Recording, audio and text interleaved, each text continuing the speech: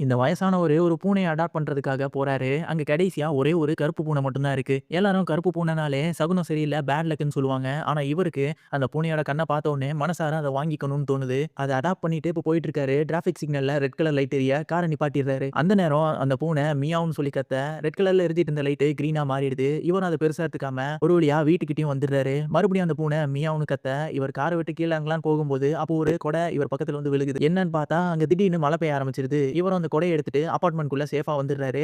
இப்போ லிஃப்ட்ல போலான்னு பார்த்தா, அண்டர் வொர்க்ன்னு சொல்லி நோட்டீஸ் போட்டிருக்கு.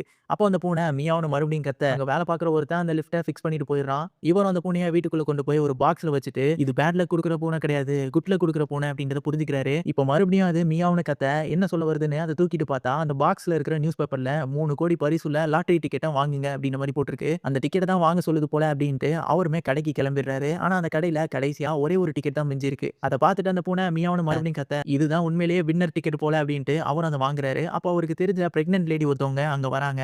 இந்த டிக்கெட் நம்மள விட அவங்களுக்கு தான் ரொம்பவே அவசியம்னு சொல்லி, அந்த டிக்கெட்ட அவங்க கிட்டயே குடுத்துட்டு அங்க இருந்து கிளம்பிடுறாருங்க. சோ உங்களுக்கும் இந்த பூனை கிட்ட இருந்து குட் லக் வேணும்னு நினைச்சீங்கன்னா, அந்த வீடியோக்கு லைக் போட்டு சப்ஸ்கிரைப் பண்ணிருங்க.